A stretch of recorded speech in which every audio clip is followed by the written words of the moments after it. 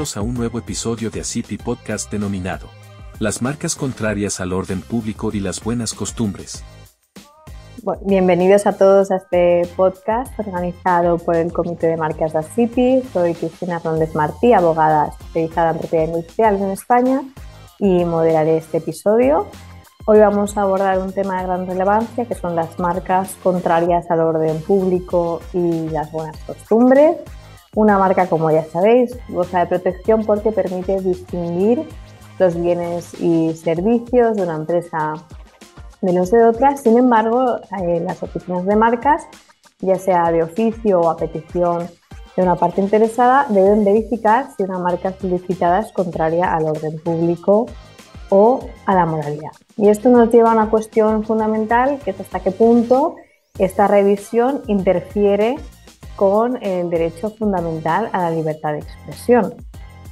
El Reglamento de la Unión Europea 2017/1001 establece que se denegarán aquellas marcas que sean contrarias al orden público y a los principios aceptados de la moralidad. Además, dice que esta prohibición se aplica incluso si la objeción es solo válida en la parte de la Unión Europea. Y por otro lado, tenemos el Convenio Europeo de Protección de los Derechos Humanos y Libertades Fundamentales, donde se reconoce el derecho de toda persona a la libertad de expresión, lo que incluye la libertad de opinión, información y difusión de ideas, sin que interfieran de las autoridades públicas ni restricciones. Entonces, para analizar estas cuestiones, contamos con una experta en la materia, Reside Russo, Trademark Counsel en Puma. Bienvenida, Reside, y gracias por estar aquí hoy. Y quiero empezar preguntándote cómo define el Tribunal de Justicia de la Unión Europea los conceptos de orden público y moralidad en el contexto del registro de marcas. Gracias, Cristina. Gracias a ACIPI. Es un placer para mí poder participar a ese podcast y aportar mi granito de arena. El tema me fascina muchísimo, hasta que fue el objeto del trabajo de fin de máster cuando estudié en Alicante. Primero, no hay una definición unívoca de estos conceptos, sino que se solapan muy a menudo y también evolucionan a lo largo del tiempo y del espacio. Empezamos con el orden público. ¿Qué es el orden público? Podríamos definir el orden público como el cuerpo de normas jurídicas necesarias para el funcionamiento de una sociedad democrática o del Estado de Derecho. En el ámbito del artículo 7, apartado 1, letra F, que mencionaste, orden público se refiere a la legislación de la Unión Europea, tal y como está definida en los tratados y en el derecho derivado. Es un concepto muy amplio que abarca principios y valores fundamentales, como por ejemplo la igualdad, la dignidad humana, la solidaridad, la libertad. Todos esos principios proclamados por la Carta de Derechos Fundamentales de la Unión Europea. ¿Qué son las buenas costumbres? Pues el concepto de buenas costumbres abarca aquellos valores subjetivos que el examinador debe evaluar de la manera más objetiva posible. Esta disposición, el artículo 7, apartado 1, letra F, excluye, por lo tanto, del registro marcas formadas por frases blasfemas, racistas, discriminatorias. Finalmente, la moralidad. Tampoco hay una definición de moralidad. La moralidad no se refiere ni al mal gusto ni a la protección de los sentimientos humanos, sino abarca valores como la integridad, la honestidad, el respeto, la justicia. Y la moralidad también varía a lo largo del tiempo y del espacio. Y, por ejemplo, hay una sentencia que es relativamente reciente del Tribunal de Justicia de la Unión Europea, Factu Goethe. ¿Cuál fue el razonamiento detrás de esta sentencia? Sí, permíteme ofrecer a nuestro público un poco de contexto sobre ese caso, porque Factu Goethe es el título de una película alemana muy famosa de la empresa Constantin Production, que tuvo un éxito tan increíble que la empresa misma decidió solicitar el título de la película como marca. Pues tanto la WIPO como el Tribunal General se pronunciaron contra el registro de la marca por contrariedad al orden público y a las buenas costumbres. Como podéis imaginar, el razonamiento de la WIPO y del Tribunal General fue que la expresión Fuck you Goethe constituía la traducción de un insulto en alemán y sobre todo una difamación vulgar e indecente hacia el muy venerado y respetado autor alemán Goethe. El caso llegó hasta el Tribunal de Justicia de la Unión Europea, que en 2020 falló a favor del registro de esa marca. Y este caso sentó las bases para una nueva visión del artículo 7, apartado 1, letra F, pero sobre todo de esos conceptos que acabamos de analizar. ¿Por qué? Me gustaría compartir con nuestro público un poco el razonamiento del Tribunal de Justicia. En primer lugar, el tribunal se enfocó en la percepción del público relevante, en este caso el público alemán. El público alemán siempre consideró la expresión Fuck you Goethe como una expresión lúdica, casi simpática, no ofensiva como se había percibido al principio. Además, el Tribunal de Justicia se enfocó en la evolución del lenguaje. Expresiones como fuck o fuck you ya no tienen esa connotación negativa que quizás tenían hace 10 o 20 años. Finalmente, es muy importante tomar en cuenta el contexto social y cultural. En este caso, en Alemania, la película nunca determinó alguna controversia significativa. Por lo tanto, a partir del caso Fuck you Goethe, ya hay que empezar a llevar a cabo un análisis integral de la marca, que no tenga en consideración solo el signo en sí mismo, sino también esos factores como el lenguaje, la percepción del público y el contexto social y cultural. Entonces, siguiendo un poco con lo que has dicho, como ilustra el caso de la mafia, se sienta a la mesa la aplicación del orden público como fundamento para la invalidez de esa marca. Pues el caso de la mafia se sienta a la mesa fue, digamos, más controvertido, y lo digo sobre todo desde la perspectiva de nosotros los italianos, como podéis imaginar. La mafia se sienta a la mesa es el nombre de una cadena de restaurantes muy famosa en España. La marca se solicitó en 2006, se registró en 2007, pero en 2015 el gobierno italiano presentó ante la WIPO una demanda de nulidad de la marca, por contrariedad al orden público y a las buenas costumbres. Tanto la división de anulación de la WIPO como la Comisión de Recursos y el Tribunal General fallaron a favor de Italia y compartieron los argumentos del gobierno italiano. ¿Por qué? Porque la mafia se sienta a la mesa es un típico ejemplo de marca contraria a la moralidad y al orden público. Asociar la mafia a un momento de intercambio, a un momento lúdico, como puede ser comer juntos a una mesa, es contrario al orden público. Aquí estamos banalizando, estamos trivializando las actividades criminales de una organización que ha causado y sigue causando víctimas, no solo en Italia, sino en todo el mundo. Entonces, conceder esta marca significaría banalizar sus crímenes y eso, por supuesto, no se puede permitir. Me parece muy interesante también un argumento que presentó el gobierno italiano porque opinó que el registro de esa marca habría causado un perjuicio a la reputación de la cocina italiana en el mundo. O sea, asociar la mafia al contexto gastronómico italiano, pues le haría daño a la reputación de la cocina italiana en el mundo. Y por supuesto, la reacción del público italiano, tanto de la población como de las autoridades, fue mayoritariamente negativa. Y lamentablemente, aunque la marca haya sido anulada, esta cadena sigue existiendo y hasta se encuentran restaurantes en Alicante, en el corazón de la propiedad intelectual. En toda España, la verdad. No sé si en España sigue registrada como marca nacional, ¿lo sabes? Creo que sí en la BPM. Yo siempre que voy andando y veo el restaurante me acuerdo de la decisión. Digo, esto es un poco friki, pero... Sí. Bueno, y volviendo al público relevante, ¿no? ¿Qué papel juega el público relevante en esa evaluación de si una marca es contraria a la moral pública en la Unión Europea? Pues la percepción del público es fundamental.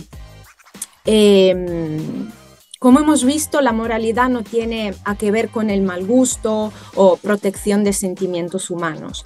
Y al evaluar la aplicación de ese artículo, de esta disposición, no hay que tener en cuenta una pequeña minoría de ciudadanos excepcionalmente puritanos, ni una pequeña minoría que al otro lado del espectro considera moralmente aceptables obscenidades manifiestas, sino hay que adoptar el enfoque de una persona media con unos umbrales medios de sensibilidad y tolerancia. Y como hemos visto en el caso de Fuck You Goethe, al evaluar la aplicación de esta disposición, asistimos de una manera a una ampliación del concepto de público relevante. Es decir, no hay que tomar en consideración solamente el público destinatario de los productos y servicios amparados por la marca solicitada, sino también el público que está expuesto a la marca en su contexto de mercado o comercial común. Entonces, en este sentido, hay que adoptar una visión holística, un poco más amplia de la que normalmente se adopta. Y si comparamos, por ejemplo, la Unión Europea con Estados Unidos, ¿no? En Estados Unidos la primera enmienda protege la libertad de expresión de manera prioritaria. ¿Cómo difiere ese enfoque del aplicado en la Unión Europea? Sí, pues es un enfoque totalmente diferente. Yo diría que la protección de la libertad de expresión en Estados Unidos es casi absoluta. O sea, solo se prohíbe al Congreso, por la primera enmienda de la Constitución, adoptar leyes que restrinjan la libertad de expresión, de prensa o de palabra. Y las restricciones son muy limitadas, o sea, hasta se aceptan discursos ofensivos o controvertidos. Las restricciones en este caso se aplican cuando el discurso pueda incitar a violencia, a discriminación, a amenaza directa. Sin embargo, en la Unión Europea la actitud del legislador es diferente. La protección de la libertad de expresión la encontramos en el artículo 11 de la Carta de Derechos Fundamentales que mencionaste en la introducción de nuestro podcast y se refiere no solo a la libertad de expresión de opinión, sino también a la libertad de recibir e impartir informaciones sin injerencia de las autoridades.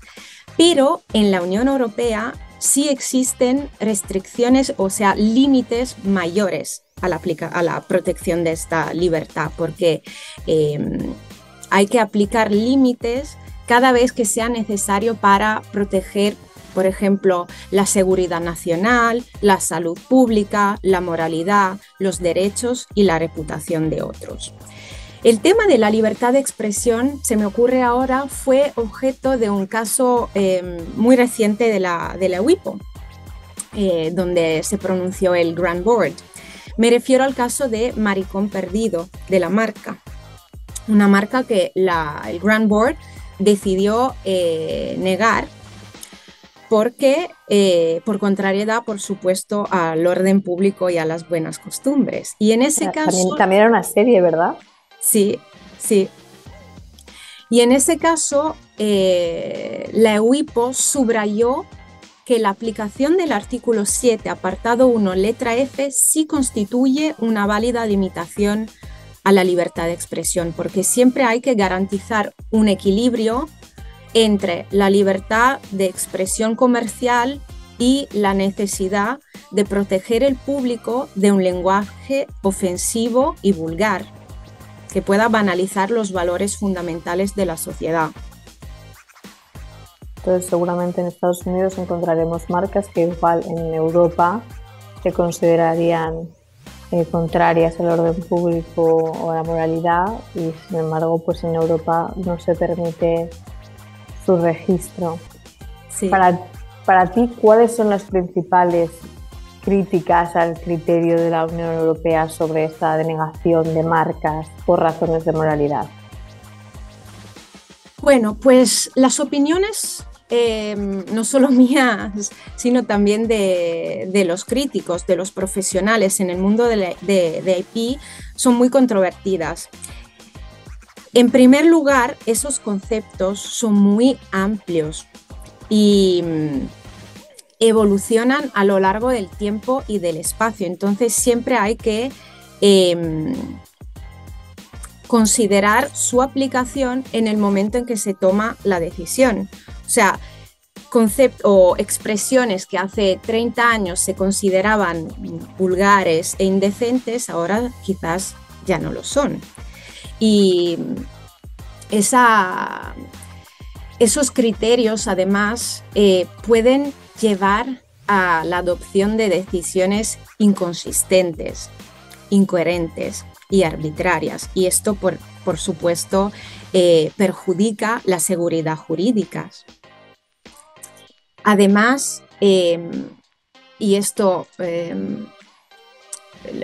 creo que sobre todo, como hemos visto en el caso de la mafia, se sienta a la mesa, quizás un enfoque demasiado liberal podría abrir la puerta a una banalización de los valores fundamentales o hasta de crímenes, como el registro de esta marca que, gracias a Dios, ha sido denegada. Y por otro lado, también hay quienes opinan que la aplicación, una visión más liberal, digamos, de esos conceptos, puede determinar el triunfo de la libertad de expresión y de la libertad comercial. Entonces hay un poco estas visiones que se solapan, pero con las que tenemos que convivir. Y que al final es una oficina quien decide y no un tribunal. Bueno, en última instancia es un tribunal, pero en primera instancia no deja de ser una oficina de marcas quien decide. Claro. En España también hubo durante el coronavirus varios avispados que decidían solicitar marcas que incluían la palabra corona para COVID, sí.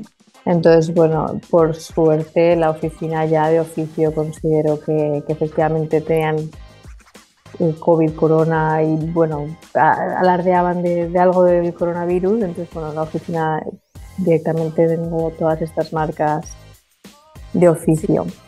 Y por último, quería preguntarte si has detectado diferencias con otras jurisdicciones, como puede ser el Middle East, el Oriente Medio o algún país en Latinoamérica o Asia. El caso de China me parece súper interesante y peculiar, porque se prohíbe el registro de marcas que conlleven una emoción o un sentimiento negativo hacia la moralidad socialista o hasta que puedan determinar un impacto negativo en la sociedad. Pero negativo, o sea, ¿desde qué punto de vista? Desde un punto de vista étnico, social, cultural, político, que pueda causar un perjuicio a la economía china. Y hasta en China, justo hablé de ese tema con una colega china ayer, se prohíbe el registro de marcas formadas por nombres de héroes fallecidos durante la Revolución Comunista. Eso me parece súper curioso porque no creo que haya caso parecido en otras oficinas. Aunque esa prohibición ahora se aplica de manera más ligera, ya que esos nombres ya forman parte del patrimonio común de las personas, entonces ya se suelen dar esos nombres a los niños, por ejemplo, ¿no? Pero el caso de China me parece súper interesante. Y si enfocamos nuestra atención a Latinoamérica, pues la riqueza cultural, lingüística del continente sudamericano se refleja también en una riqueza de marcas que se solicitan frente a las oficinas. Aunque las oficinas tengan unos enfoques diferentes, porque por ejemplo en Brasil, INPI suele denegar marcas que hagan referencia, por ejemplo, al mundo de las drogas o a la religión. Y me refiero, por ejemplo, a la denegación de marcas como Divino Espíritu Santo o En Nombre do Santo para bebidas alcohólicas y restaurantes, o por ejemplo marcas como Peace and Love Trip o Reggae en Bahía, simplemente porque contenían una referencia al mundo de los hippies, que se suele asociar a las drogas, ¿no? Al consumo de drogas. Pero cabe decir también que INPI en algunos casos adoptó unas decisiones quizás demasiado liberales, porque llegó a conceder el registro de marcas como Suck My Discs o Dr. Penetration para cintas y discos. O el caso de Perú. En Perú, Indecopi tiene una actitud más conservadora respecto a INPI en Brasil, por ejemplo, y las decisiones de Indecopi suelen ser más extensas, con más argumentos. El caso emblemático que voy a compartir de Perú, por ejemplo, es el Pez Hueón, una marca que ha sido denegada no solo por contener el término hueón, que en español de Latinoamérica es bien ofensiva, sino también porque el dibujo de este pez contenía una clara refiguración de las gónadas masculinas. La actitud conservadora de Indecopi se percibe también con la denegación de marcas que tengan a que ver con el sexo. Por ejemplo, Indecopi ha denegado marcas como sexo, la misma palabra, o el trolo, tacachando para restaurantes y bares, o marcas que contuvieran una referencia a la palabra carajo. Argentina también, el primer caso en Argentina, y creo casi en todo el mundo, remonta a los años 40, cuando INPI denegó la marca Los Borrachos, una marca que quizás hoy podría registrarse sin problemas. Pero el caso de Argentina, cuando estaba leyendo estas decisiones, me dio mucha risa, porque así ahí pude ver un poco la fantasía, ¿no?, de los amigos argentinos. INPI denegó marcas como El Himno a la Concha, Pis y Caca, o Policía Corrupta, Argentina es gay, Buenos Aires es gay. Pero en Argentina me gustaría subrayar que hay un enfoque diferente entre INPI y los tribunales de recursos, porque estos últimos sí tienen una visión un poco más liberal y progresista. Y esto se pudo apreciar en el caso de Billy Boy, una marca para condones y preservativos que el Tribunal de Recursos en Asuntos Civiles y Comerciales de Buenos Aires concedió, a pesar de que la marca fuera compuesta por una refiguración de forma fálica. Y finalmente concluyo con el caso de Chile, que es el país más vanguardista, diría yo, de la familia sudamericana, porque INAPI, contrariamente a las oficinas que hemos mencionado, pues tiene una visión completamente opuesta, muy liberal, hasta que marcas como carajo, mafia, de puta madre se pueden registrar sin problemas. Quizás sea un enfoque demasiado liberal, porque hasta se registraron marcas como porlaputa.com o qué mierda regalo. No. Lo único en Chile que sí se sigue prohibiendo a nivel marcario son esas marcas relacionadas al mundo de la droga, como por ejemplo marcas formadas por marihuana o cocaína, digamos. Entonces, este es un poco el panorama de Espero que ASIPI no nos censure a nosotras por el vocabulario de hoy. Pues que libertad sea como de expresión. la oficina de Chile, que permitan todo. Mil gracias, Desiree, por estar aquí hoy con nosotros y también a todos los oyentes del podcast de ASIPI.